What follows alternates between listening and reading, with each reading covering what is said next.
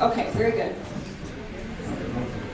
Welcome, everyone. This is the League of Women Voters of Linn County Legislative Forum. These forums are conducted as part of the League's voter education program. The League of Women Voters of Linn County encourages citizen participation in government.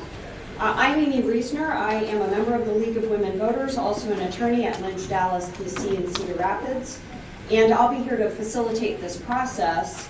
Let me give you a couple of notes about the process. So first and foremost, thanks to the legislators who are here. We appreciate it.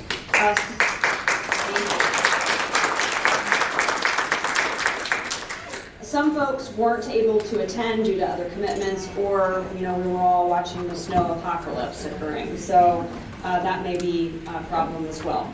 Note there are cameras around the room. Senator Taylor just walked in. Good morning. Good morning. I was visiting. You were visiting, okay. Cameras around the room, that means that this forum is being recorded and streamed on behalf of MediaCom, and I'm on by Pro Video. It's also being recorded by Neighborhood Network News. Instructions on how to stream or to see the forums are located at the League table. To follow our events, take out your phone and go to the Facebook page and like it. Information is also in the back of the room, including the 2019 Directory of Elected Officials, and if you want to know more about League activities, there's a sign-up sheet. Outside of the room, there's a membership information table, an interest poster where we asked you to basically flag your interests, the topics that are most important to you, and the results of that survey will be provided toward the end of the forum. There's also legislative and attendee handouts.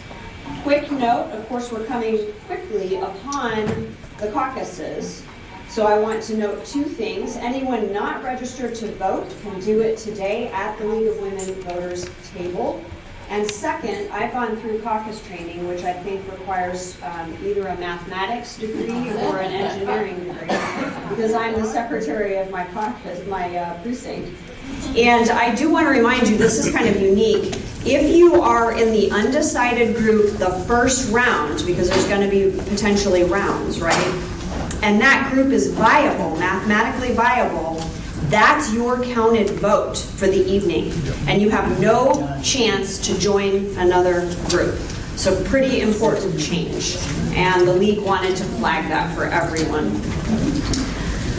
Structure. Legislators will each share for a minute and a half on the topics that are most important to them for this legislative session, and then we'll be taking questions, general questions, and they can be on any topic that's relevant to the legislators.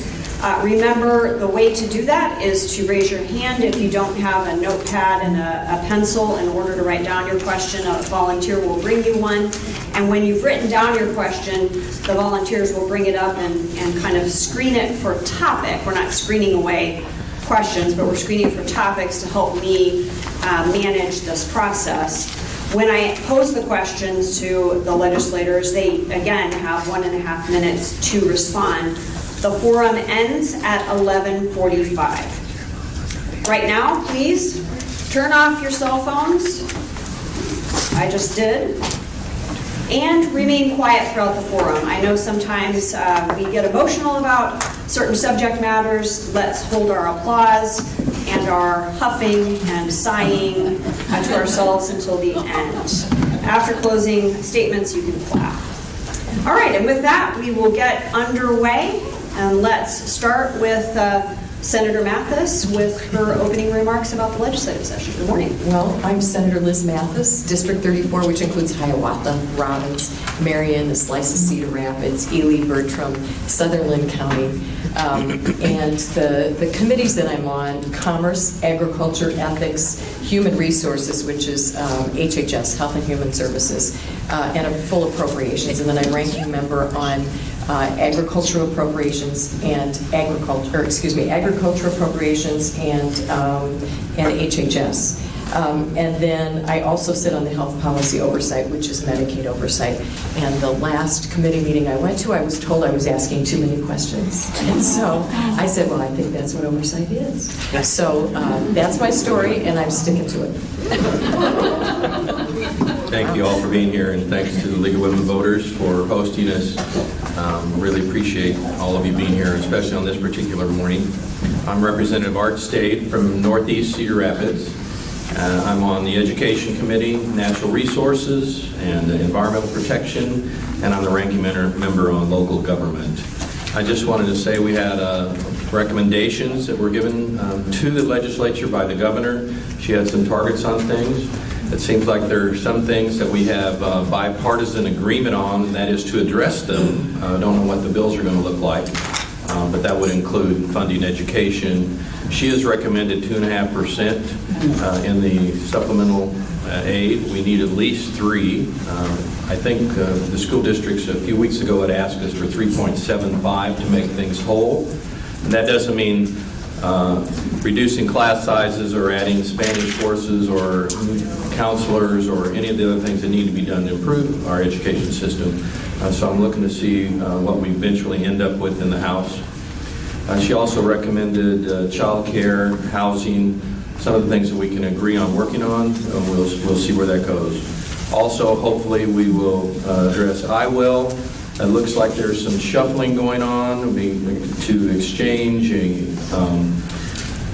income tax for a sales tax. Not interested in that, moving things around and then having everything picked up by the general fund, which to put more of a squeeze on your mental health and your education. So we'll see where that goes. We've talked about the Medicaid improvements, and there's a whole lot of other issues, but I see stop here. So looking forward to talking with any of you afterwards if you need to talk. Good morning, everybody. This is my working? Yes.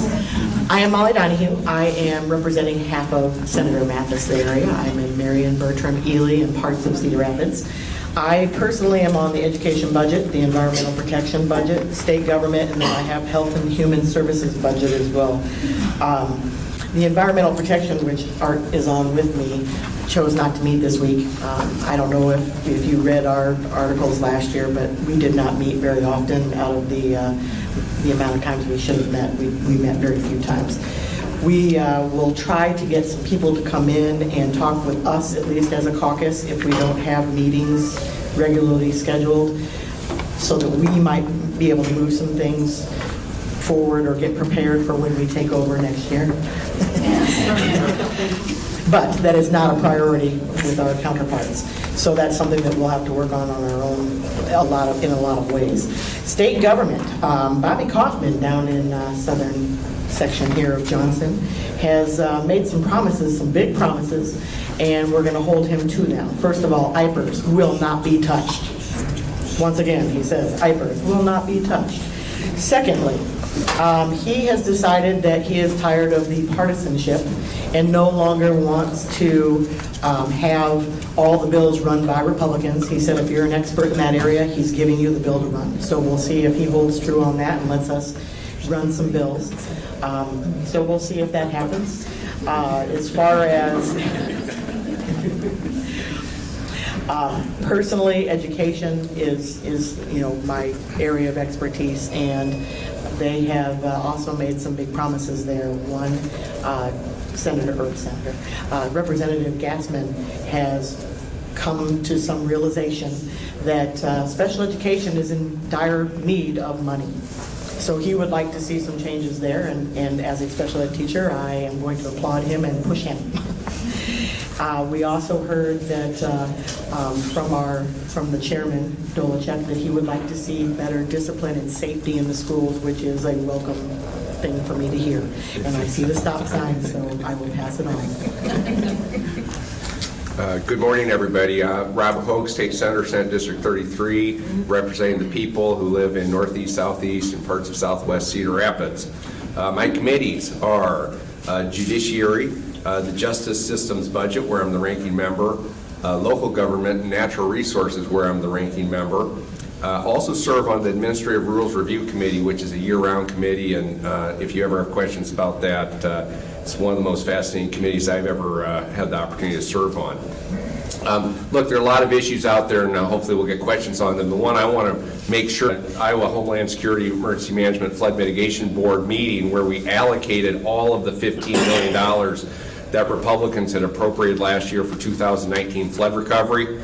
In the Senate, we had offered an additional $25 million because we knew $15 million was going to be inadequate. It left $8 million of projects unfunded in September. Since then, there have been an additional 30 requests for $128 million. And she knew that when on Tuesday she proposed an additional $20 million for flood recovery.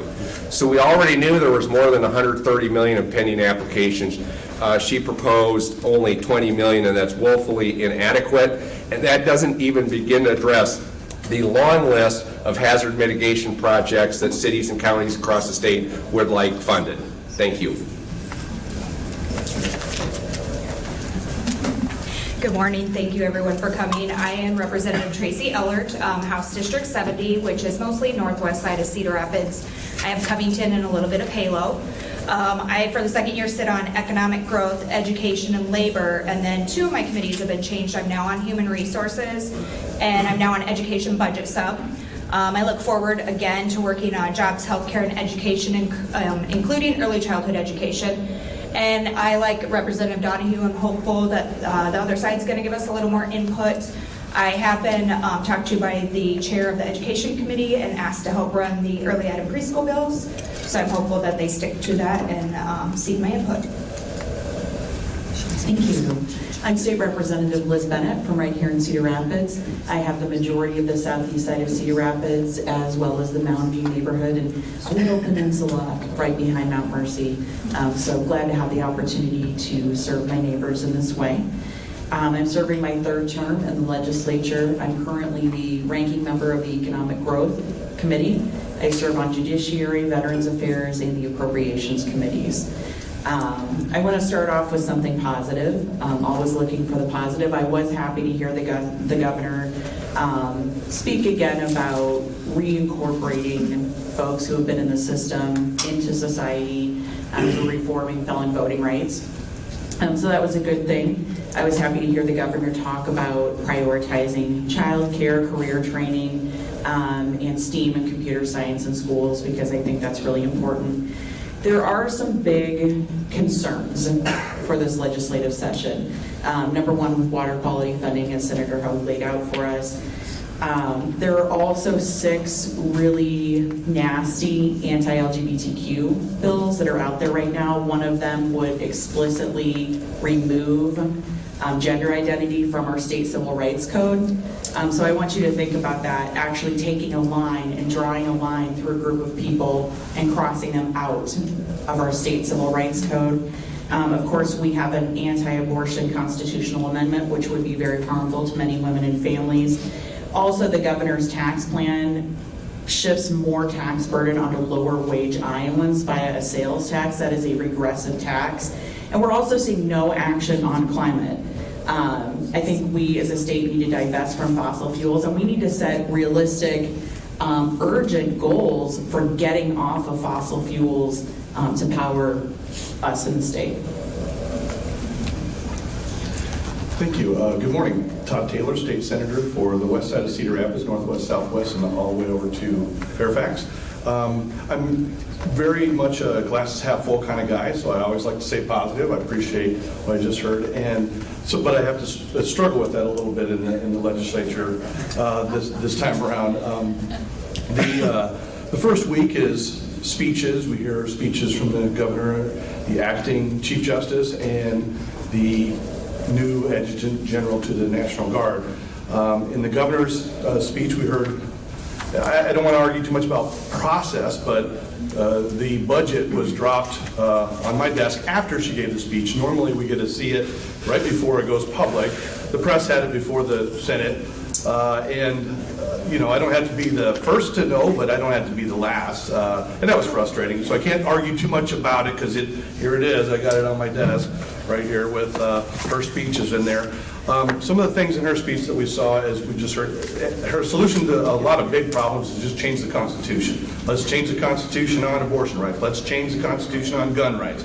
Let's change the Constitution on felony restoration of voting rights. Change the Constitution on tax policy. That is my opinion as a political science. I have a degree in political science, been in the office for a number of years. It's just a poor way of managing. Anyway, I look forward to your questions. My committees are listed, and I can talk about them, but I don't want to raise taxes on the poor. You know, the governor said stop sign. I'll tell that story later.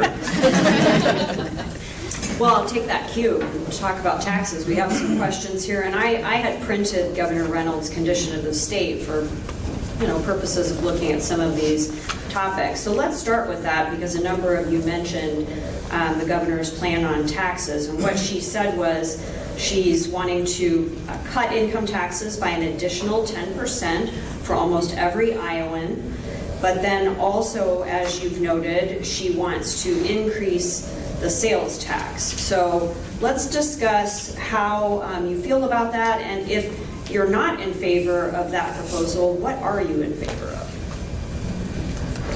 Go ahead. Okay, all right. Well, first of all, who doesn't want their income tax cut? Everybody would like to pay fewer taxes, but at the hazard of great education and great health care, no. I'd rather have my money go into a good system like that than getting a stipend, a little bit back on my taxes. So that's a philosophical difference, I think, certainly between the Democrats and the Republicans. What does that sales tax increase mean? Well, for mental health funding, the land and legacy issue here is constitutionally protected, or it's protected because you voted on it. Mental health funding would not be protected and could be scooped if we don't protect it in some way. So I think Democrats are looking at, if we're in the minority, House, Senate, and the governor's office, and they decide to steamroll, they're going to steamroll this through, and they're going to make the changes they want to make. So what we need to do is really work with them on some of the high points in this, and one of them is that protection. The secondary part is what are the revenue triggers? What will it look like, if we don't collect the sales tax that we should? Is there a trigger that then increases our local, our county mental health levy? That's another thing. And local control. How much control will the mental health regions lose if we go to an uneven funding source now that we're going to, state tax collections? And then where this came from, really it originated with the Farm Bureau, a suggestion with the Farm Bureau to lower property taxes because of that mental health levy. And is that really what everybody wants? I think everybody wants to see mental health funded. We've seen polls that show that the great majority of Iowans want to see mental health funded. I think Representative Bennet raised her hand, so we'll move to her, and then whoever wants to go next, raise your hand. Thank you. I appreciate you asking us what we are for. I think there's, you could take that question as, what are you for regarding this tax issue, et cetera. I want to tell you what I am for regarding the vision for this state. I am for a state where we have great public schools. I am for a state where we can care for our citizens. I am for a state where we have clean water, okay? We are already very competitive with our income tax structures and our property tax structures. That's a good thing, right? What will make us not competitive as a state is continuing to slip down the ladder with our education system. What will make us not competitive as a state with regards to drawing workforce and drawing talent is people looking at our state and saying, ooh, I don't know if we can move there because maybe one of us will have a job, but I don't know if our other partner and our family here is going to be able to get a job because we're not going to be able to find childcare or early childhood education for our kids. So the assumption that this is something that needs to be done right now should be thrown out. I do not support this scheme. I think, as I said earlier, this is a regressive tax scheme. This is a way for higher wealth Iowans to keep more of that wealth, and for people who already probably don't pay much tax at all because they don't have a lot to live on, to start paying more and more and more every single day, and I don't support that. Next up, we have Senator Taylor. The governor said, and I quote, "I have no interest in raising taxes, so any increase in revenue from the sales tax must be offset," she said. Okay, so there is some talk that we might look at raising the sales tax by a penny, and 3/8 of that penny is already encumbered by the voters to land and water conservation and programs such as that. So she led with 10% tax cut for 10% income tax cut, and whatever increase, it's $540 million for a penny, and some of it's already encumbered. She wants to use the rest of that to shift taxes, and some of that is encumbered, that it can't be changed by the legislature. Let's say, I'll just make this up, how we fund REAP, Resource Enhancement and Protection. We can fund that right now from these sources. With the new sales tax, the revenue that comes in for there, we could fund that, and then that frees up that money. It's a long scheme, but the bottom line is it gets around the encumberment. So people might say, hey, I like that because it protects it and it spends it in a certain way, but it frees up hundreds of millions of dollars. Now, I'm pointing on hundreds of millions of dollars. We've never proposed, I've never proposed, the Democrats have never proposed spending more of the money than we take in. We have an automatic savings program. We have our economic emergency fund, our rainy day fund, and there's another one actually. And we also have money left in our checking account. So I don't think we should spend it down to zero, but if we have $340 million left over in our proposed budget, and we have $200 million left over, we kick the can down the road and, uh-oh. My stop sign's up there. Let's try to stay on time, I'll stop. Next up is Representative Stade. Wow, so taxes, lots of issues. The governor has introduced what I would call a shell game. She's shifting things around. If you'll notice some of the key things in the budget, you have to look carefully. But for example, REAP, our Resource Enhancement and Protection, was funded at supposedly $20 million each year. She's proposed that be $10 million, so it's cut in half. So if you look at the budget, there are some things that are going to be cut. We don't know what those would be. So taxes need to be fair. We've just had the largest tax cuts in the history of the state 2 years ago. They touted that strongly. All of that hasn't even kicked in yet. And most of that was for those with higher income and corporate. They promised reform, closing some of the gaps and loopholes in forms. They haven't done that. We haven't even had the hearings on it in the House or the Senate. So it's a shell game right now. So you're taking and replacing the property tax and the income tax with the regressive sales tax in order to do something great, which is to fund our mental health system and to pass IWIL, our Natural Resources and Outdoor Recreation Fund.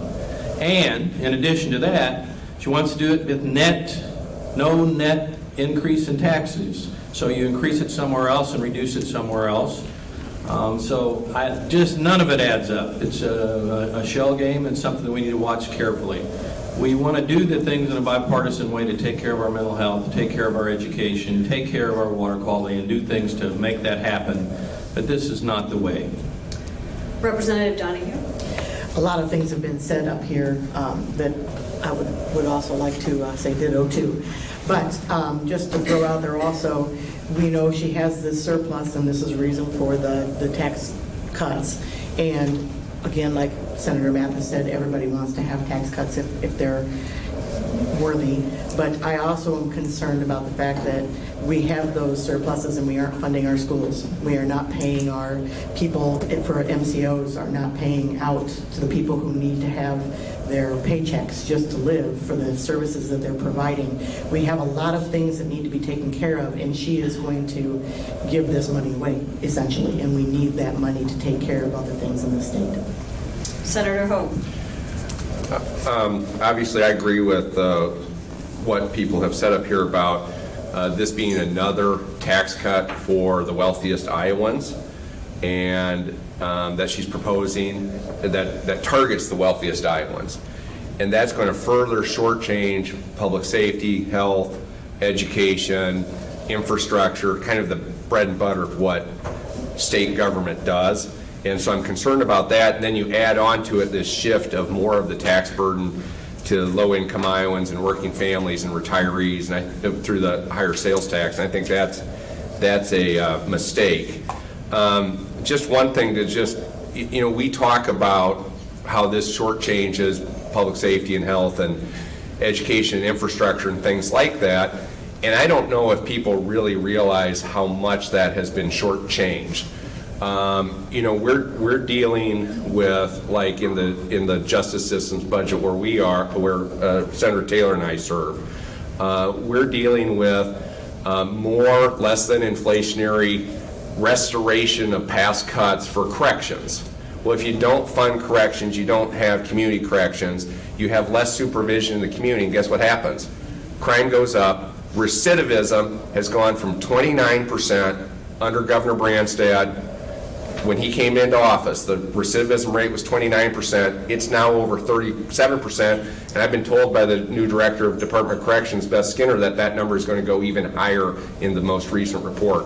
So we've got to take care of the basics of state government, and more tax cuts for the wealthiest Iowans don't do that.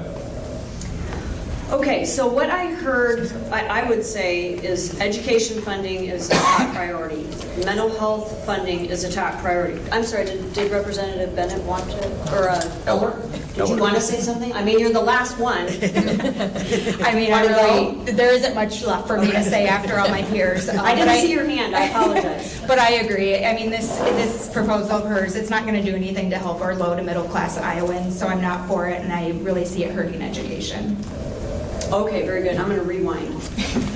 What I heard was it's important to fund education fully. It's important to fund mental health fully. It's important to deal with the water quality issue, which has not been dealt with for approximately a decade or so.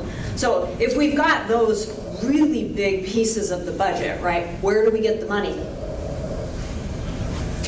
Tax cuts. I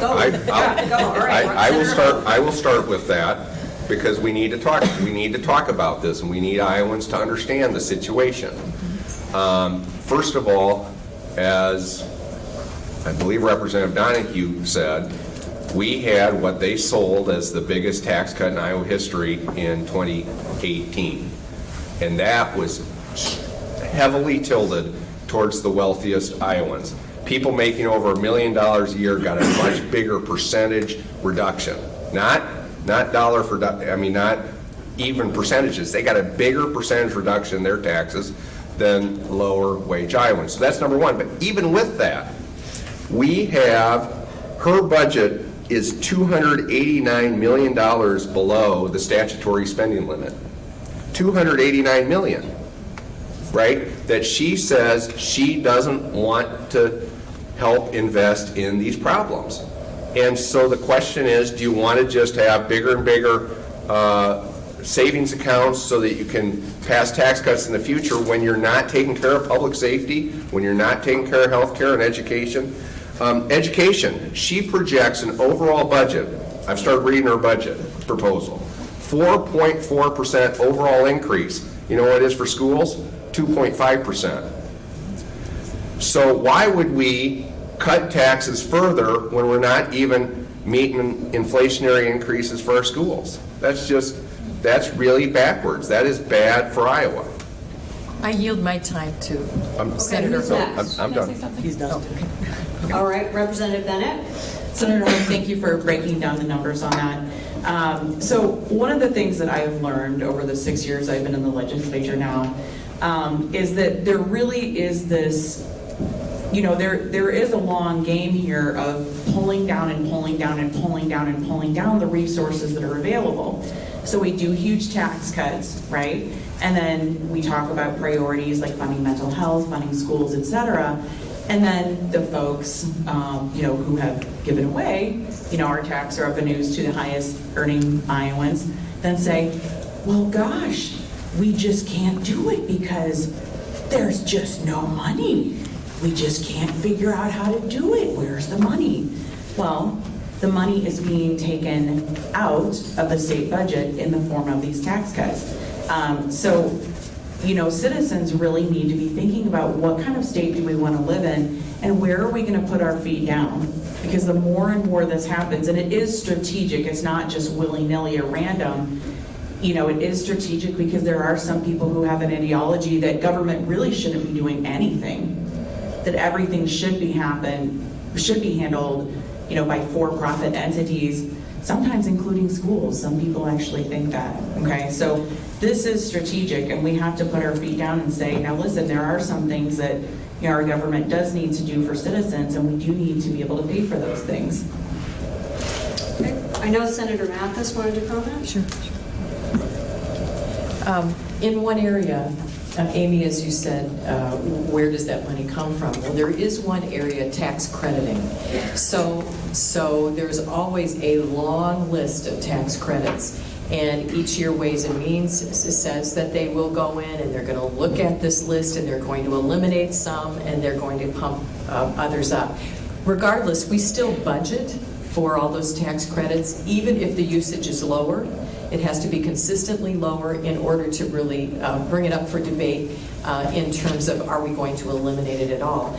But right now, the list is very long. And when the group got together, you know, this fall, Senator Joe Volkel thought they were going to dig in and really start working on this. And instead, it was more like a primer. And I think he called it tax credit for dummies, is what he said. And he's right. They have to roll up their sleeves. They have to start looking and seeing what tax credits will really grow our state exponentially, help the least with the most, and make sure that the most wealthy are not getting tax credits for things that they can afford to do. What's really going to spur the economy is if we trim that back and we put more focus in how it's equitable and how all people in the state of Iowa would benefit from it, like historical tax credits, remodeling schools, remodeling old buildings, bringing back Main Street. That really helps a community. So things like that. Anybody else wanted to address that topic? Okay, very good. So let's talk a little bit about mental health. I have a huge stack of questions. Most of the questions say something to the effect of how do we obtain sustainable funding for the mental health system, including access centers? Who'd like to go first? Wow. I mean, I would go first, but I just went. Okay? All right. Are you sure? Is this a consensus? Okay. Should go first. So this has been an age-old problem. And as you know, as we transition from the counties handling Medicaid to the counties becoming regions, a whole financial structure shifted. And I still see problems with regional systems, especially up in Northwest Iowa, where they argue every county has a different levy, everybody's doing something differently. Our region, for all intents and purposes, we're getting along, we're moving forward, we're putting access centers in, but who funds those access centers? Was the state clear in how they said each region should have an access center? Linda Langston is going no. And we were not. We were not. Were we clear in saying whoever develops the first access center is going to get support? The counties are going to have to decide that. The counties are going to have to get along to try to decide where those access centers are, and if you use reserve funding to fund those. So that's addressing access centers. Mental health funding should be priority. Everybody has stated clearly that it's priority. It's not just the homeless person out on the street. It can be your spouse. It can be a coworker or a child. It affects the way that people work. It affects the people who teach and interact with children who have high mental health behaviors in the classroom.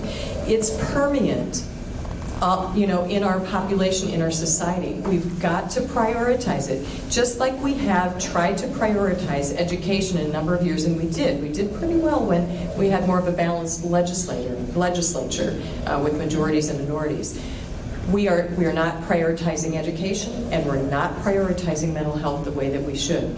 We should also make sure that there's local control around that. So the state doesn't just say, you're under our thumb, this is the way, it's our way or the highway. You have to have the benefit of deciding where your gaps are, where your needs are, and have the ability to work county to county to do that. Okay, thank you. Representative Donahue, I think, wanted to comment as well. Liz covers this area the best of probably everyone, but I want to just say that first, it can't be the regressive sales tax, because that is not going to be an even income for paying for mental health. That will come and go, and it's not protected. So that is not something we can use for mental health. It should be prioritized. It should come out of the regular budget. It should be something that every Iowan is fighting for. I know that Supervisor Ben Rogers works very hard on this and has tried very hard to make sure that his vision is here in Cedar Rapids for the mental health issues here. But again, it should be local control, but we should be getting that money from a regular funding source. Representative Stade next, and then Senator Hope. Thank you. I have an old saying that if ifs and buts were candies and nuts, we'd all have a great Merry Christmas. So there are a lot of ifs. So if we had a tax, a sales tax, 3/8 cents that went to our water quality, and if the formula was intact, the formula that you voted on, where the funding goes, and if there's accountability in that money, that 3/8 cents, then if we use the rest of that 1 cent sales tax for mental health, and if we're assured that that's where it's going to go, and if we had offsetting income tax for low-income Iowans, hardworking Iowans, so it would offset the regressive nature of a sales tax. If we did that, then we'd have some kind of compromise, and I would be welcome that. I would address that. So I think there's a way, but I'm very, not like Todd, I'm not as positive about things, because right now what we've seen in the past, the governor's recommendations have usually been the rosy ones. And we see then budgets from the House that is lower than the governor's, and then the Senate, which is even lower than that. So we've already been told in the Education Committee that they would not be proposing a 2.5% increase in supplemental aid. So what I hear when I hear that, it's always been less, so it'll be less again, not more. So stand by, see what happens. Senator Hope. Yeah, thank you. First of all, I just want to emphasize that the way Iowa does this, it's not just mental health issues, it's also disability services. Right. And I think that's just really important for people to remember. That's this budget stream is taking care of both mental health and disability services. I just learned of a situation in Sioux City where Alex Waters, who suffered a tragic accident and is wheelchair bound, serves on the Sioux City Council, just lost his home health services that enabled him to get ready in the morning and get out and do the things that he needs to do as a city council member. So, and that's just one anecdote. There are many. So this is a very, very serious situation we're in. I just want to review what the legislature has done. 1996, capped county levies, took away local control. 2013, Governor Branstad, then Lieutenant Governor Reynolds, closed Clarinda and Mount Pleasant, the mental health institutes. Last 3 years, the Republican majority has cut the budget for Independence and Cherokee, and now, I need to share this, so I'm reading the budget. The governor is recommending a new appropriation totaling $80.6 million for MHDS regional services. Well, that sounds good. $80.6 million new money. Then it goes on to reduce the mental health property tax levy by $77.1 million and to provide an additional $3.5 million in funding for the regions. So she's going to take $80 million in new dollars over 95% of that's going to go into property tax cuts. And then, do you trust a future legislature or Governor Reynolds to stick with it? I don't. So I think this is a very, we need to be very careful about this issue and need to flip it around so we begin to provide the services Iowans need. Anyone else on this topic? All right, very good. Next, I'm going to try to stay in the medical area. And so one of the key questions is also about privatization of Medicaid and the managed care organizations. So what can we do to ensure there's more access, A, and B, that providers get paid? Who'd like to go first? Come on, Senator Taylor, give us an optimistic view. I'll try.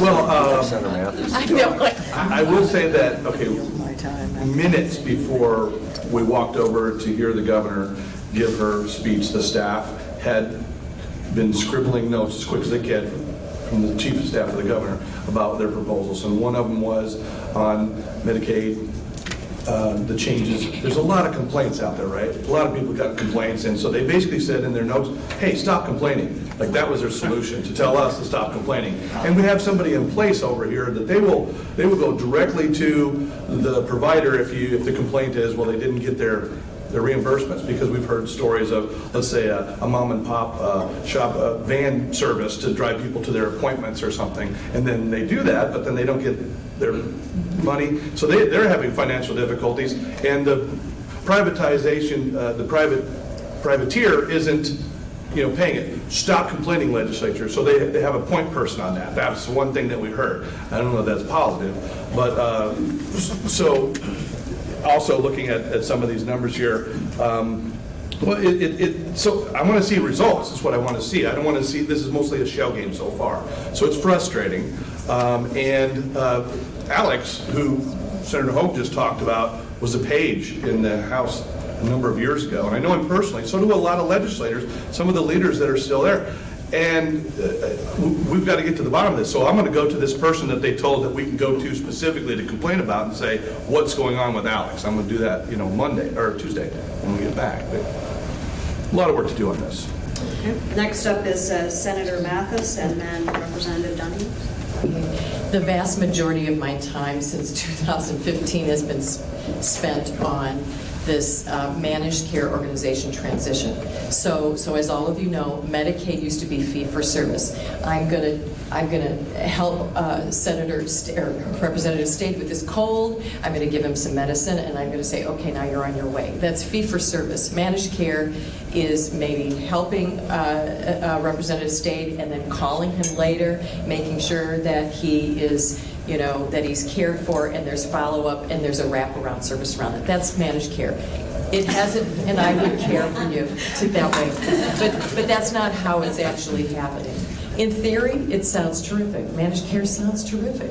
And in practice, it's not working because we have worker shortages, there's been bad training, we've had disruption with starting with 4 and then 3 and then switching, and now we have 2, and we should probably have 3 MCOs.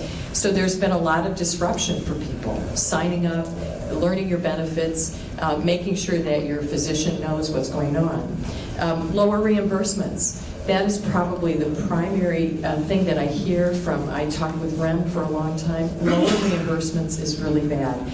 Also, delayed payments. And so because of all of this disruption, each MCO has different rules, and then it's really hard for billing systems in hospitals and clinics and providers of, of managed care to keep up with that.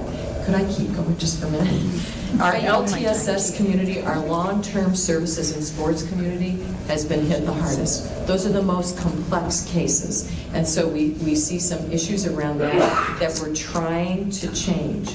And then physicians dropping out. They're just like, we're done with this. The reimbursement is too low. We can't balance this among our private insurance, and we're just going to hit the door. We don't want to see that. So what can we offer solutions for? We're working on how do we stimulate the workforce, the healthcare workforce around this, and look at some scope of practice to make sure that rural areas still get access and services the way that metro or urban areas get. So maybe a nurse has some broadened scope of practice, or a nurse practitioner is able to, write prescriptions in wider areas or something like that. So we're looking at that to see the existing population of the workforce broaden their scope of practice and try to get more people to practice healthcare. That's another thing. So it's a deeper dive into that. We also the governor's office says what we want you to do is send us the emails of the people who are not getting paid. Well, yep, that's what I've done. 50 to 60 emails within, since May to December. Also work with troubleshooters. But you should not have to contact your legislator when you're having problems with your health care billing and procedures. It should be there. The managed care organizations should make clear that they have people who are going to help you solve your issues. They need to get back to you. They need to correspond with you. They need to make sure they're doing the right thing. And lastly, rules. The Rules Committee is key in this, because sometimes rules are presented to them that may look good on the surface but turn out very poorly for those on the other end of this. And so Senator Hogue and Senator Yoakum have been very alert about catching some of these things and making sure that if DHS or IME, Iowa Medicaid Enterprise, present those rules, that those are stopped at the doorstep and they need to be redone or reworked, or find out what the systemic nature of those issues is. So we've worked diligently to try to make this smoother. The governor has no appetite for going back into fee-for-service. She has no appetite. The other thing that I've been working since May on is social determinants of health. It's a complex idea, but it would actually add to the managed care system in a way that would be beneficial for patients. And so more to come on that. Thank you for very complex topic, and I note that Representative Ellert yielded her time to you. Oh, thanks. So we'll move on to Representative Donahue wanted to comment, and then Representative State.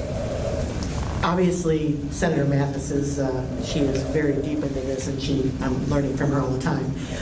And then Senator Hogue also gave you one story already. I just want to throw out there that I get letters or emails on a regular basis from multiple people whose service providers are not getting paid. Sometimes that's their parent, and then they're facing losing their home, or having to ask family members to help them pay their bills until they finally get that paycheck. We have people who are not getting life-sustaining medical equipment. So if you can't even get those things from your MCOs, we have an issue. We really need to have our most severe cases still underneath the fee-for-services, so that we know that they're getting everything that they need to be provided. But there's another young man that just announced yesterday who has been a quadriplegic for many, many years. His aunt is running for Congress. He is going on disability for the first time in the entire time that he has been a quadriplegic because of lack of services. He cannot have anybody, nobody's there to come to his house to help him get ready to go to work. So he can't go to work. That is unfathomable. It's unexcusable in this world today. So that's all I wanted to say, is that we have to get this under control, because there are people's lives who are being ruined by this. Representative State. Thank you. And thank you for Liz Mathis's work on all this over so many years now. She's worked so hard on these issues. And she's also been the go-to person for a lot of my constituents as well, getting help. And I know many of you out here, I'm looking at several individuals who have come to us for help with Medicaid issues. And it shouldn't be that way. It should be handled at the very front lines of the health services.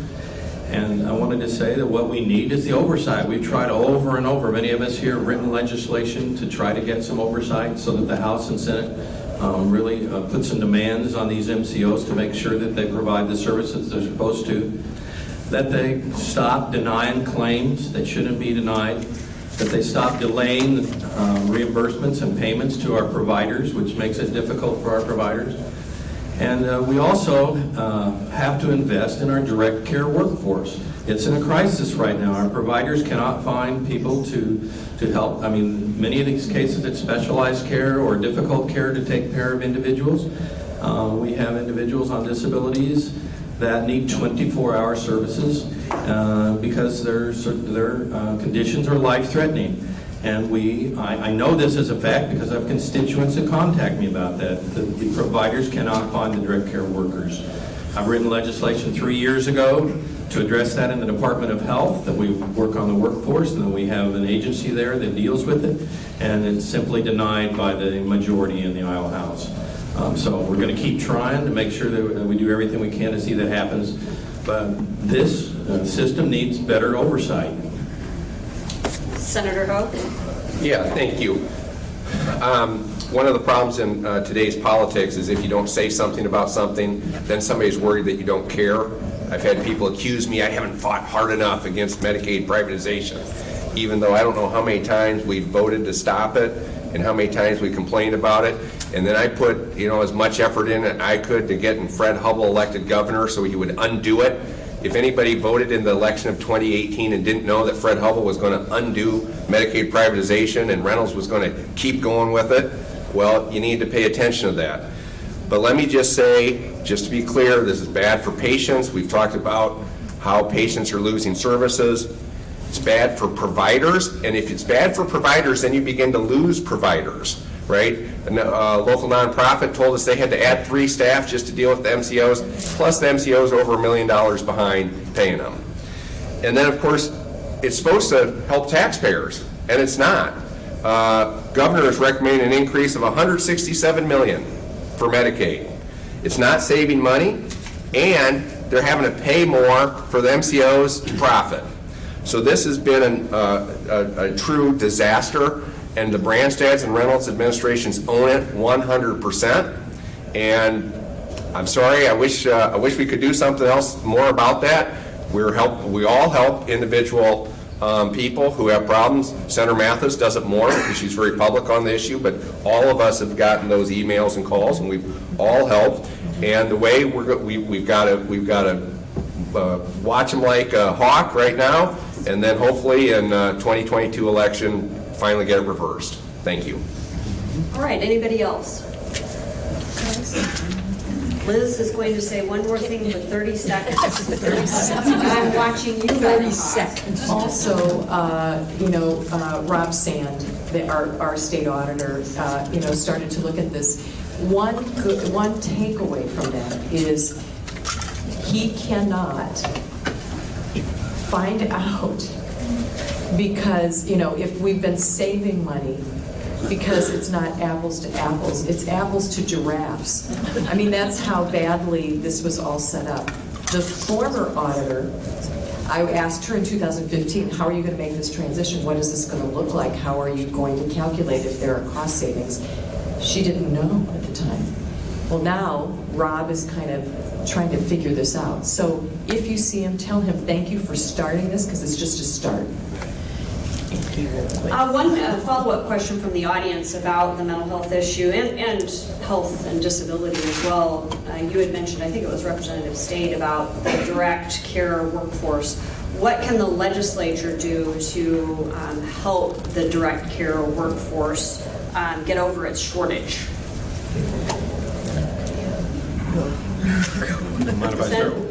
We'll go with Representative State and then Senator Hogue. First, there better be a guaranteed reimbursement for direct care workers, and we also need a pathway for them to get additional training and certification so that it's a career that people will want to be involved in, that they'll want to get into. We also need some minimum wage standards in this state, that they need to be raised, and I mean, those are 3 things that would definitely help right away.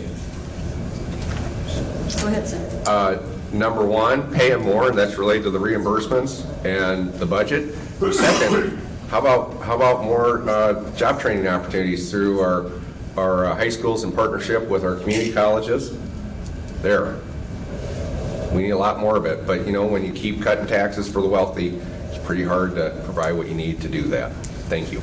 Another question from the audience, and it dovetails nicely into what you just said. What's the likelihood we're going to get a minimum wage increase for the state? Better than average? Molly, Representative Jones. It has not even been brought up, so I don't think there's even a slight chance of it going up in this year if we, Okay. I just don't see it. Senator Taylor. It hasn't been brought up, but I do have a bill on it in the Senate, but they won't bring it out of committee. And mine raises it and stair steps it and indexes it to inflation so that we can reduce this as a political issue every few years. We did this almost, I think it was the very first bill Chuck Culver signed into law, February of 2007. Does that sound right? I have the pen at home somewhere in a nice little box. This is raising the minimum wage. We came to forums like this the previous year and said it was going to help a small portion of 125,000 Iowans, and then some study after the fact said it was 175,000 Iowans that helped a little bit. And McDonald's didn't stop selling Big Macs, and the world didn't stop turning on its axis. But I do have a proposal that we're going to look at for eliminating covenants not to compete for some jobs, and I won't get into that now, but in my research for that bill, I printed off the minimum wage for the surrounding states, and you know, we're falling behind and other states are going up, and they're doing just fine. So it doesn't stop business in its tracks. It does help people, particularly at the lower end of the scale, and we should be able to stair step it. You don't have to just shock the system. You can put it into effect, but then we tie it to inflation so it fits, and it just comes off of the political debate. It should just happen, and other things will follow. A rising tide rises all boats. Okay, Representative Stade. Thank you. I don't think there's much chance of a minimum wage bill. We've got minimum wage bills that are filed, they're written. Todd Taylor, he has one in the Senate. Bruce Hunter's got one in the House. Sharon Steckman's got one in the House. Marty Anderson's got one in the House. Bob Kresick's got one in the House. Art Stade's got one in the House. They're not being considered. Instead, on the other hand, as you know what they did, they disallowed all your county governments and city governments from increasing the minimum wage. They put a stop to that. So there's no intention of doing that at all in the legislature, except among 100% of the Democrats. I got to say, the attitude, the understanding in this group there in the House and the Senate has got to change. They've got to have more caring, more compassion. I don't see that they understand the things that are going on in reference to our mental health care, our children's health care system, our health care in general. We also have a bill in the Senate for animal rights that got bipartisan support in the House and hasn't passed. We have a bill on voting rights that passed the House, hasn't passed the Senate. The governor can actually take care of the voting rights by issuing an executive order right now to restore voting rights. So there has to be a change in the overall compassion and caring, I think, for these things to happen, and they should happen. Senator Mathis, and then we'll go down the line with others who've indicated interest. You've heard of Future Ready Iowa. It's not exclusive. There's a Future Ready Oregon, and several other states have Future Ready programs. The governor was right to move that forward. And many of us voted on Future Ready Iowa because it had skills training. It was looking toward the future. It had thinking about a high-quality workforce. We were working with the trades. We were working with the teachers. That was all encompassed in that idea. But what was left out? Healthcare workforce. And now it's kind of an afterthought. What was left out? Wages. Wouldn't that be a great place to put a statement about where our wages should be across the state of Iowa, in Future Ready Iowa? That's why we know that the governor does not have an appetite for minimum wage or advancing minimum wage, because it wasn't put in that Future Ready Iowa bill. Senator Hogue. Yeah, well, first of all, I really appreciate Senator Taylor and Representative Stade talked about the other states, and Representative Stade reminding us about the taking away the county minimum wage. By the way, One of the counties that had done that was Wapello County, where Ottumwa is. Ottumwa went from over 40,000 people to now down around 24,000 people. And Wapello County was trying to figure out a way to reverse the loss of population, right? And this Republican legislature goes in there, takes that tool away from local government. Right now, the minimum wage in Illinois is $9.25. Across the river in Iowa, it's $7.25. If you're a young person looking for a job, where are you going to go? Illinois. It is an economic development tool. And by the way, remember, we still have the situation that over 70 counties in Iowa have lost population. Some of you are my age or older, not because of the farm crisis of the 1980s, but just since 2010. We've got to do something to reverse this situation, and a low-wage strategy is not what's going to attract the next, retain and attract the next generation of Iowans. And it is time we got serious about that. Thank you. Representative Bennet. Thank you. So minimum wage is always, a topic of contention, right? I agree with my colleagues up here that it's maintaining a low wage strategy is a failing strategy. What about wages that people were promised in exchange for their work and were never paid? Now, many of my colleagues have had bills over the years addressing wage theft, where somebody was supposed to be paid a paycheck. They didn't get that paycheck, where they were supposed to be paid overtime. They didn't get that overtime, and they need that money to support themselves. This is something that happened to me when I was first out on my own. I was working a little mall cart, one of the little mall carts, for my second job. And when my paycheck was supposed to come, it didn't come. And neither did my colleagues. Well, they're just delayed, you'll get them next week, and on and on and on. Well, luckily, I have a formidable mother, and she was able to call the Iowa Division of Labor and Wages, and after investigation, they were able to compel that company to send us our wages. And that meant the world to me, because I was working for not very much money, 2 jobs, to be able to pay my utility bills in my apartment. We only have one inspector in the state of Iowa, or one person who investigates this, right? I'm looking at something here where there's an estimated $600 million in wages that are not paid to workers every year. So even beyond the issue of what the wages should be, there are people out there routinely taking advantage of people and not paying them, and we need to put a stop to that. This is when being a lawyer is kind of handy. Just a quick note, for educational purposes, Iowa does have a law under Iowa Code Chapter 91A to compel payment of wages, including double the wages, to penalize the employer for not having paid them, plus attorney's fees. So if folks are out there and are not getting paid, tell them that. Okay, let's look at the worksheet that I have here. It's the survey results. I want to say it now because number 1 was access to and the cost of mental health care, and a close third was the cost of health care. Okay, and we have sheets for the legislators so they can take it with them. But the next couple of topics, let's move to them, because tied for number 1 was also the constitutional amendment for making abortion illegal, and then access to maternal health and family planning services. So let's move to those topics because I have a ton of questions on them. One whole stack is the subject of, do you think that this constitutional amendment regarding abortion will pass, and what can folks do about that issue? How can they make their voices heard? Who wants to go first? Representative Sting. Right, so I do believe they initiated that intending to pass it. I think that the Republican-controlled legislature will pass it. It's unconstitutional from the start, even though that's a state constitutional amendment. It would be a federal unconstitutional, so that would be struck down. So they're sending a message by doing this. I don't know know what more to say Well, about how fast can this move? You know, what are the next steps to educate folks? Well, it'll take two successive groups, so it would take a minimum of 4 years for that to happen.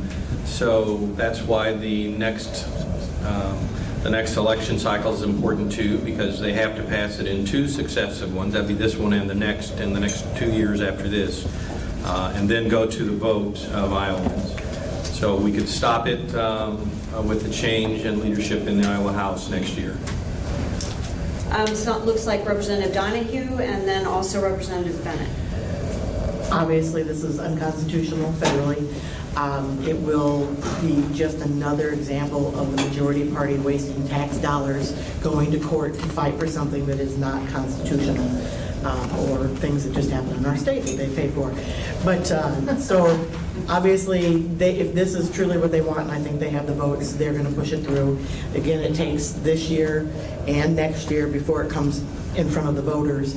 But we need to flip the House, as Art said, so that we can stop it in its track. But we also have another one, and that's the gun strict scrutiny bill that will come up again to the House this year for the second time. So this is just something that they are going to push through, and we're going to do our best to push back. Representative Bennet? Thank you. So everything about this constitutional amendment ups the ante of importance for flipping the Iowa House. So things that you can do to get involved are, first of all, make sure that your legislators, even if you know they are already supportive, make sure that you know that you support them on this issue. Also, this is a time to have some of those uncomfortable or tough conversations with friends and family members who may live in other areas where their legislator may not support a woman's right to choose. Well, this is something, it can be very difficult, or it is very difficult to pass a constitutional amendment. This is a culmination of, almost 40 years of a long game strategy. Because the goal, even if it is currently unconstitutional, the goal is to push cases like this to the Supreme Court with the hope that the balance of the Supreme Court will turn in favor, of making a different decision on Roe v. Wade. So it is very important, and it would be better for this not to get as far. Now, I have heard some people say, oh, this will never pass, they won't get it through, we think there are people who, won't want to engage on it. Let me tell you, there's a very active, willing to work group of people out there, and they have kept receipts for their 40 years of work. So I don't think that they are going to allow enough Republicans to flake off on this to not pass it through. And they are ready to load buses full of people to go to the Capitol, to go to the polls, to do anything to get stuff like this passed. So I've said in the past that I really try to not cause alarm when it is not warranted, but this is a time for action. Senator Mathis and then Representative Ellers. Agree with Representative Bennet. Yeah, clearly, so I sat in on the subcommittee and listened to both sides of the argument. Clearly, those sponsoring this bill, their very intention is to take it to the Supreme Court, U.S. Supreme Court. Their jargon is such. You can tell that they are angry with decisions of the Iowa Supreme Court, and they just want to bypass and go straight to the U.S. Supreme Court on a rocket. Many people have said to me, why is this all coming up in these past few years? Why are these bills coming up? It's because we don't have balance. We have one party controlling everything. When you have one majority by one party and the other majority by the other party, you have to compromise on things to get things for the betterment of the people through, right? Since the Senate lost its majority of Democrats, now it's kind of unbalanced. I think if we win back the House, we won't see this argument come up, but make no mistake, Representative Bennet is right. Busloads of people. People are not going to give up. They're going to keep going after this and going after this and going after this. So you'll see it become more prominent. in the weeks and the months ahead. Representative Eller? Thank you.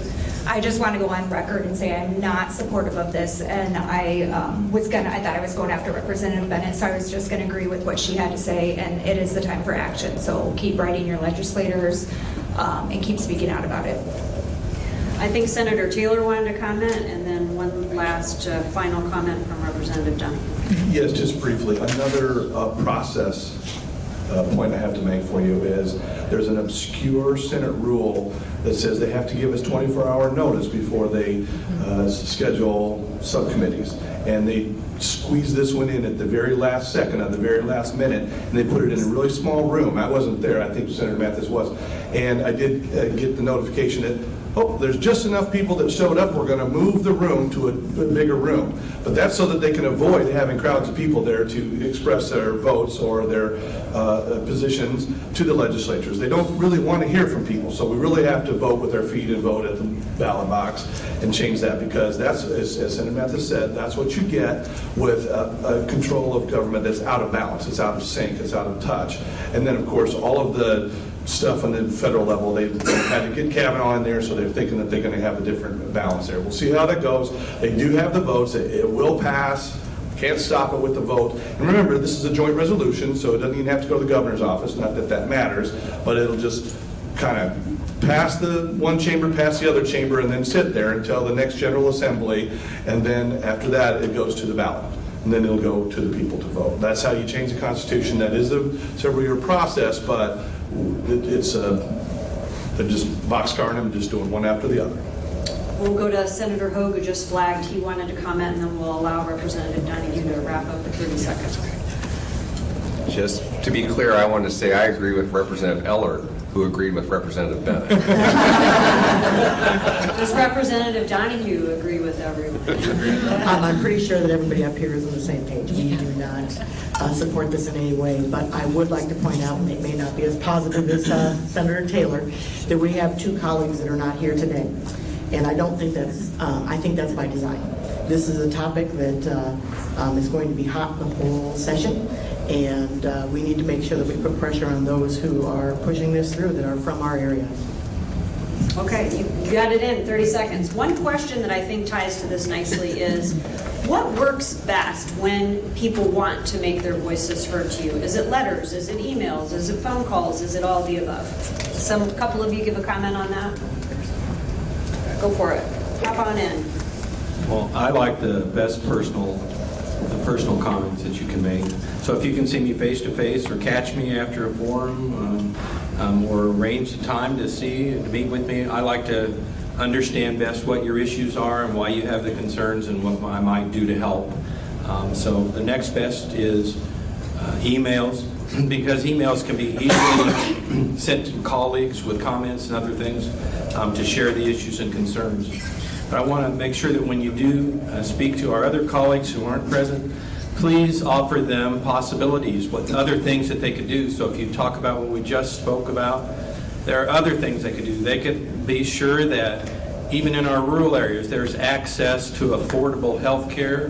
That includes family planning services and reproductive health services, prenatal and postnatal care, so they have affordable access to that.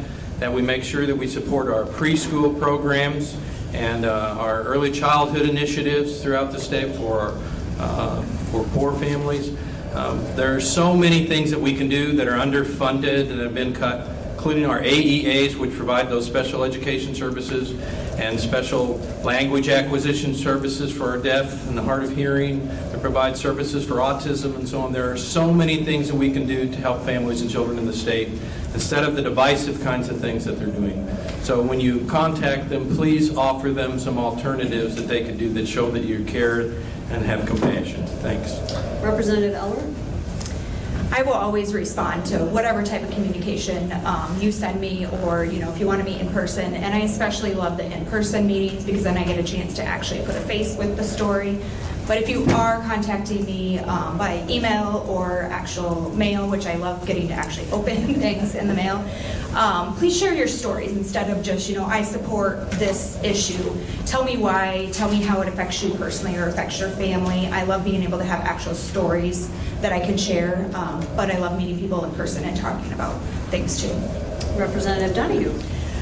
Just like Representative Ellert, I love and stayed. One-on-one is great. I can't tell you how many coffees I've had in the last 365 days. Should be jittery.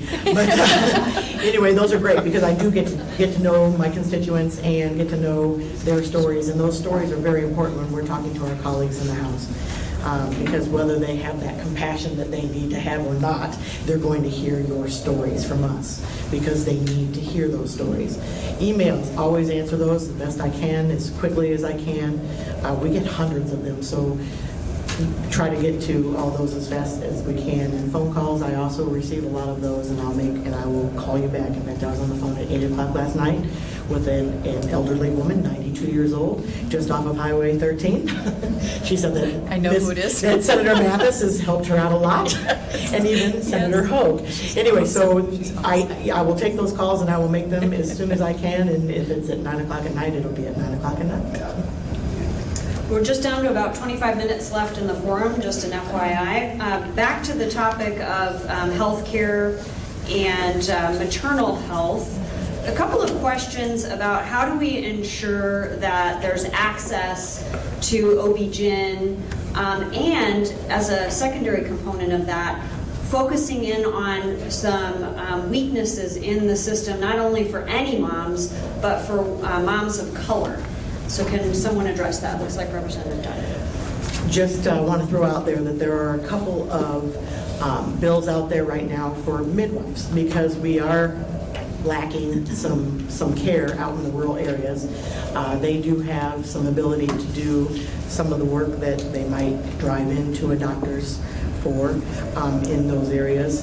They have to be careful with scope of practice. So that is one issue that these bills will be addressing, trying to make sure that we have enough service providers, whether it be physicians or maybe adding more midwives to help with maternal care. And then as far as the overall health care in rural areas, we really need to make sure that they're getting their payments from the MCOs to keep those hospitals from shutting down or doctors' offices from shutting down or not being able to accept any more patients because they aren't getting their payment. So, Representative Bennet. Thank you. So yes, I recently did quite a bit of research on this, and I found out that Black infants in Iowa are twice as likely to die than their white peers. Nationwide, maternal mortality for Black women is much higher, and it's even higher in the state of Iowa. So that's not good. I do know that right now, University of Iowa, some University of Iowa researchers have received a $10 million federal grant to study this issue. As Representative Donahue said, it does come down to reimbursement, not totally. There's another issue that impacts, from what I understand and what I've read, that impacts women of color and Black women. And it's that there's institutional bias in the medical care system. Black women are not listened to. There's an assumption that Black women can endure more pain than white women, is something I'm finding out. And so when symptoms are reported, a lot of times they are not dealt with. So, I don't know if this is necessarily a government rules thing, or maybe a thing where the state can support medical providers by producing some funding, or maybe making some connections to ask people to make a serious effort to utilize some of the toolkits that are out there, to reduce those kinds of deaths. Senator Hogue? Yeah, I want to get back to a quick little budget point, and I don't have all the facts and figures at my fingertips the way I would like. But if I recall correctly, 2 years ago, the UI Dance Marathon raised $3 million for the Children's Hospital at the University of Iowa in the same month that the Republicans cut graduate medical education at the University of Iowa by $3 million, right? And so think about yourselves. We want medical providers. We want people to go through school and go on and be doctors. How much debt, as a state, do we want those students to take? How many slots do we provide for them? Those are decisions the Iowa Legislature can actually make, but not if your goal in life is to cut taxes for the wealthiest people in the state. That makes it very difficult. And I for one, think it benefits all of us if we had a more robust, generous medical education program in our state. Senator Mathis?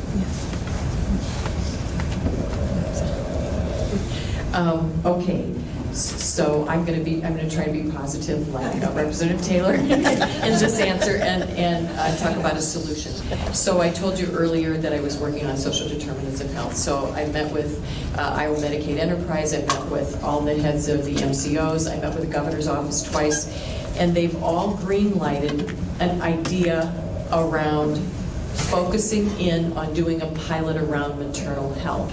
But we need data to do it. And the data doesn't exist now where we could do some deeper dives into the systemic nature of why our maternal health numbers are so poor. And I think Representative Bennet is right. There's a bias. I think that, along with many, many other things, nutritional issues, access to health care, all of that stuff. So our FQHCs will be part of this deep dive. So Joe Locke here at Eastern Iowa Health Clinic will be part of that, and all the other FQHCs across the state.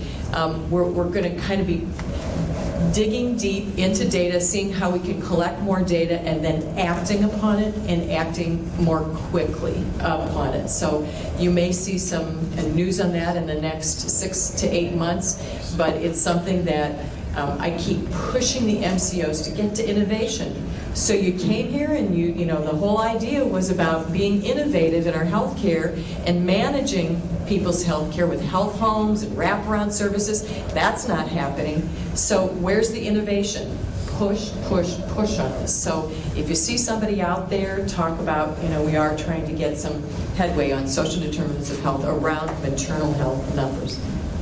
Yes. One more comment? Yes, my time too. Thank you, Representative Taylor.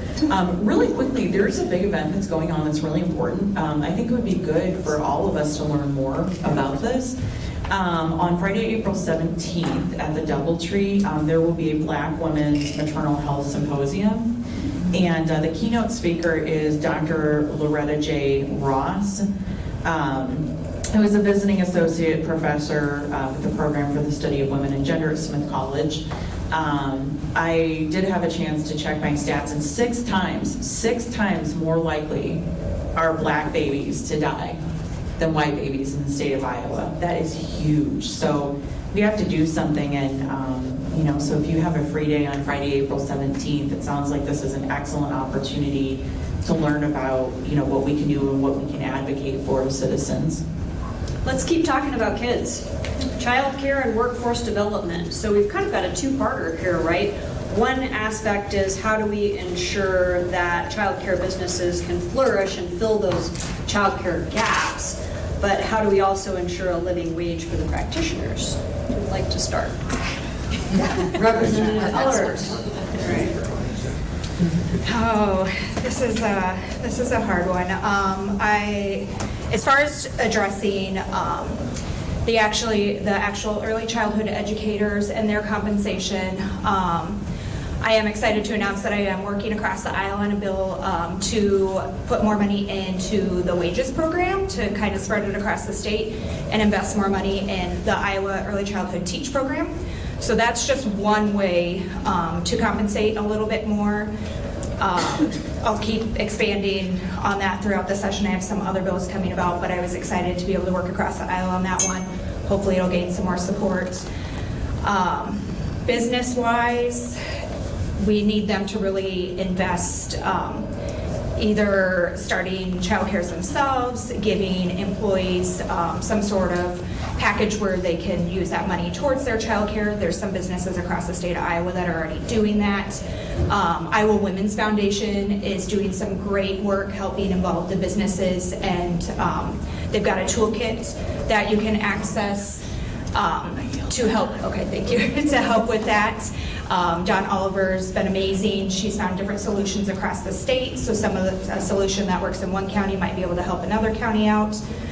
So I'm hopeful that she'll keep continuing her work and businesses will learn from that. But I think they really understand that it's crucial and they need to step up and start working towards it. We've got our Economic Alliance working on it. I believe the Iowa City Area Economic Alliance is working on it too. It's really became a hot topic. Our credit unions are working on it. So we really need business support. Can't really help grow the profession without that. Anyone else on this topic? Thank you, Representative Ehlert. And I just, really, I'm not being like a, complimentary political person here. I really want to give appreciation to Representative Ehlert because I have seen your expertise in action. We've had some pretty strange bills that I've seen attempting to address this issue. And, on one occasion, was it last year or the year before, there was a bill that was just a complete disaster. And, in swoops Tracy Ehlert to totally rewrite this bill. Sadly, the nature of the Iowa Legislature is that if you're in the minority party, most of the time your name doesn't get to stay on your amendment. They'll take your amendment and put their name on it. But you know what? Whatever. The point is that, in swoops Tracy to fix a really, really terrible bill. And so we are lucky to have your expertise. So thank you for that. Really quickly, I just wanted to bring up the idea of the caring economy. If you go to caringeconomy.org, this is a great resource looking at what caregiving in our society needs to be, what it's going to look like, for the next 5, 10, 15, 20 years, what that means particularly for women. And as we think about the jobs of the future and the jobs that cannot be automated, care jobs are a huge opportunity for us. As a country, with priorities and investment, we can make care jobs good paying jobs that pay well. But it's something where we have to look at our priorities as a nation. Do we prioritize militarism? Do we prioritize throwing people in jail for having some marijuana? Or do we say, you know what, let's pull back on that and let's actually invest in our people? When we do that, we'll see our economy grow. We will see truly a more caring economy, and we'll see jobs that are available that can be automated that could actually be jobs that pay people well. So I would just encourage you all to take a look at caringeconomy.org and maybe just think about that a little. Thank you. We're down to about the last 15 minutes of the forum, but moving now to Senator Taylor. Thank you. A couple of thoughts from the governor's speech. If we're going to talk about childcare, I do appreciate at least she introduced the topic. I have more questions than I have answers for her proposals, but here's a couple things that she said. Childcare is the next workforce issue we must tackle. It's a barrier. It's another barrier for families. Paraphrasing here, this year we need to act. First, let's make childcare more affordable by expanding the early childhood tax credits from families making $45,000 or less. She's recommending doubling that. Again, interesting, but I've got some more questions about that. To do this, we should implement a tiered co-pay system, so not to punish those who work hard enough and have the child care cliff, where you earn just enough to where you don't get some assistance, or you decide not to take this job because it could impact your ability, because the cost is offset by the cost of child care. But of course, we need to pay our workers so we have decent child care. She pointed out to Lee Container, which is in Centerville, and this is a local provider that had an idea of they had lack of access, and that was part of their problem with their workforce, so they found a vacant elementary and turned it into a daycare. Again, I appreciate these innovative ideas. And the mere fact that she brought it up, I think that means we will talk about it, and we need some leaders such as Tracy in there and putting those ideas forward. So we've got work to do, and I got more questions and answers, but this is in progress. All right, Representative State. Thank you. On the childcare, I'm more positive and encouraged about this than Senator Taylor. So, particularly with representatives like Tracy Ellert pushing this. We know that it has wheels in the Iowa House for sure. We've heard the governor endorse it. We've heard the Chamber of Commerce and the business and the industry is behind this because they probably see some tax credits on this for providing childcare, which is good. We seem to have all of the nonprofits and others behind it right now, so this seems like the year. We've heard that as one of the GOP's initiatives. I think that they're going to go with this, for the campaigns that are coming, that they help provide childcare. And so it looks like at this point, like things are lining up so that we're going to have discussions on that. Even our colleagues here that aren't here today, I know I've spoken with both of them, and they're even interested in working with the cliff effect. So that those individuals that lose benefits because of the child care they're receiving, that they're going to change that as well. We don't know what that number is going to be yet, but it sounds like that there's positive movement in a bipartisan way that's something that's going to happen. So be sure and encourage all the other legislatures to get behind that as well. I think we can do something in this session. Senator Hogue, did you still have a comment? Okay, Senator Mathis? Not only childcare, which again, as everybody talked about, is a hot topic now because the business community is behind it, what do you know?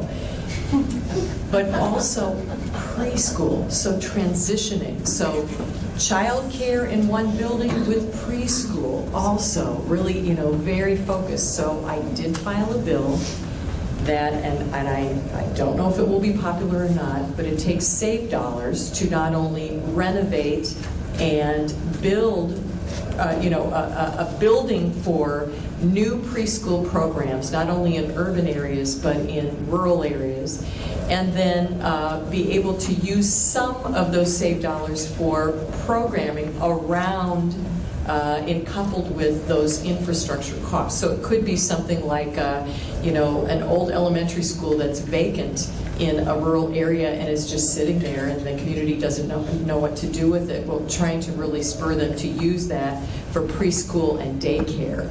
And if they don't have a robust preschool program, they can develop one, but there's a 3-year cutoff. So they've got to do it within a 3-year time span. They have to get it approved by the school board, and case in point, Cedar Rapids School District's going to have some open buildings. And what a great idea to be able to use one of those buildings for, central access. Representative Eller did talk about that to Superintendent Bush, and then I talked to her about it. I've run my bill past her. She likes it, and so score, Tracy, score. So there are little bits and pieces of things that we're pushing.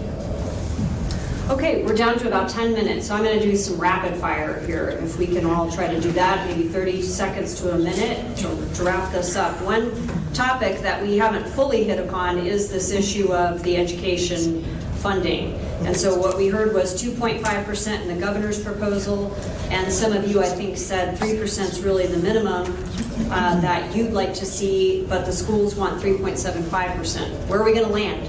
Anybody want to take a guess? Or is there room for compromise with your colleagues across the aisle? Anybody want to tackle it? Representative Donahue? Where are we going to land? Come on. Where are we going to land? Where we're going to land, that'll be very interesting to find out. Obviously, the governor has proposed 2.5. They have, in the Education Committee, made it very clear that they will not be there. We need to have 3.7 just from what we're hearing from the school districts, just to keep our head above water this year. We're already 10 years plus behind because of cost of living increases and the lack of funding in the past. So I would love to see us land on 3.75. Okay. But I don't think that's where we'll land. I think that they will probably start around the 1, just like they have in the past. All right, Representative Eller? My prediction is that it'll be under the government's recommendation, much to my dismay, but I think it's going to be slightly above what we did last year, just so they can say we gave an increase again. Anybody else? Representative Bennet. You know, the thing I want to say about this is that, I wish we could ask some members of the party that currently holds all of the power in the State House whether they're willing to compromise, but we're not able to do that today, I guess. Representative State. She said. I'm going to say it's going to be somewhere around 2%, and they'll try to do some additional funding for some other areas like transportation or leveling the formula, get close to 2.5, so they can say that it's really 2.5. Write that down. Okay, occupational licensing. This was a topic that was raised in the governor's State of the State address. What's the likelihood that there will be some reform so that there's reduction of barriers to entrepreneurs? And Senator Hoag's comments, Senator Mathis? Okay. You'll recall that a year or two ago, Republicans wanted to do away with a bunch of professional licensing, and that was one of the most grassroots organic outcries that I've seen in the recent years, and they pulled it because there's a reason why people go through professional licensing to get the licensing. So hopefully that's not what they're talking about. Hopefully it's things like making it easier for people from out of state to move back into Iowa, and I think there probably is some potential for some compromise on that, but we don't want to just gut Iowa's professional licensing standards. That would be a mistake, but there might be some improvements that could be made to make it easier for people out of state to move into Iowa because we need more people working here. Representative Donahue. First off, our governor stated that she was going to put heavy oversight on this. Now, I'm going to go off topic here for a second, but heavy oversight is something that she has abandoned and stayed away from for all the other issues that we really need heavy oversight on. So this is an area where, yes, we were trying to get people into our state, but we don't want to lower our standards so much that it puts people at risk. And the same with education. The Department of Ed is also looking at trying to change some licensing, and if you're against that, please make sure you're contacting the Department of Ed. Anybody else? Representative Ellert and then Senator Mathis.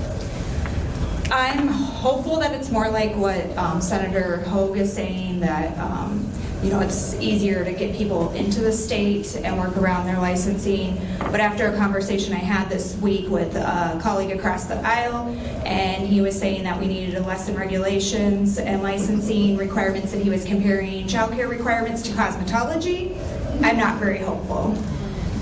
Senator Mathis and then Senator Taylor, and it looks like Representative Bennet.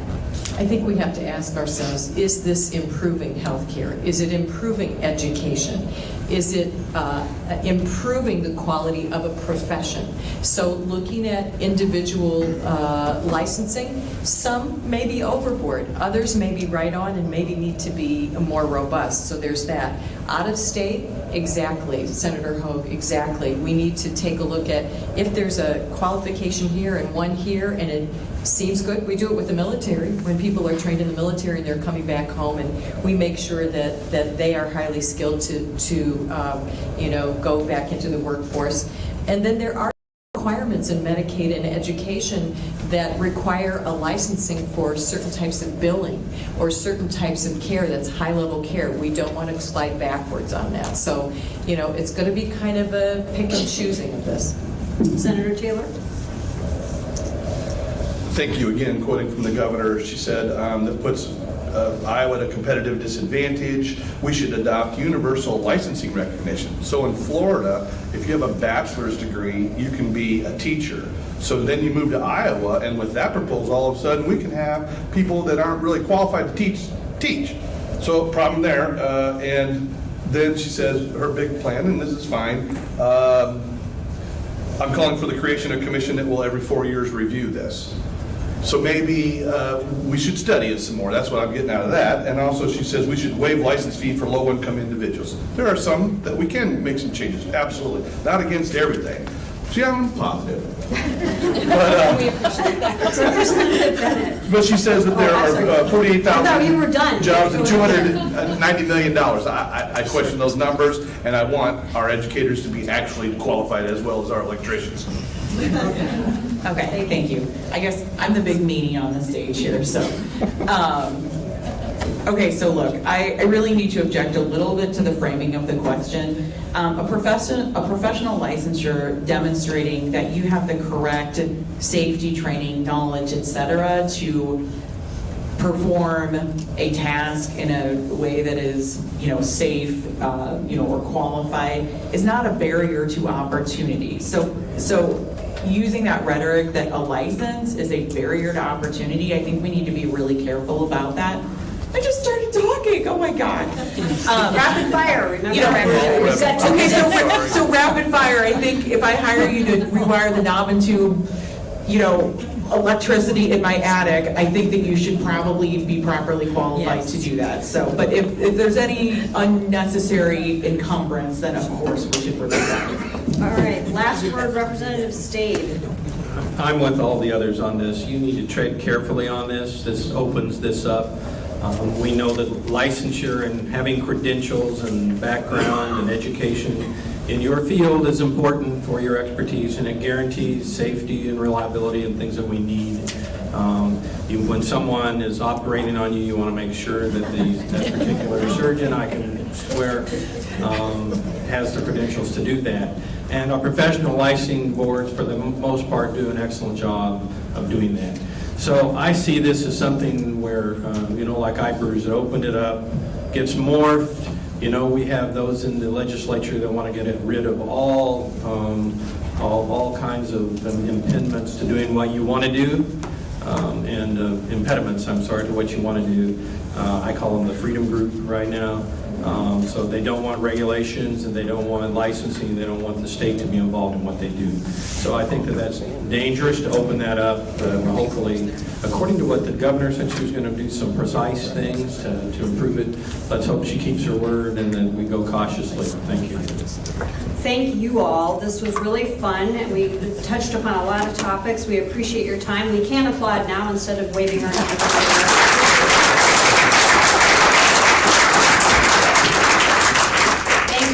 Audience for coming out on this bitterly cold day and braving the roads. We appreciate it. Thank you to Heidi Kinder and her team at Mercy Medical Center for the use of the facility and help with the arrangements. The legislators may answer questions here as they are leaving, but remember, at the back of the room and at the league table, there are brochures about your legislators, there are information pamphlets about topics, and your ability to register to vote. Next forum, February 15th, here, 10 a.m., Halligan Center, sponsored by the League of Women Voters of Linn County. Thank you all. Have a great day.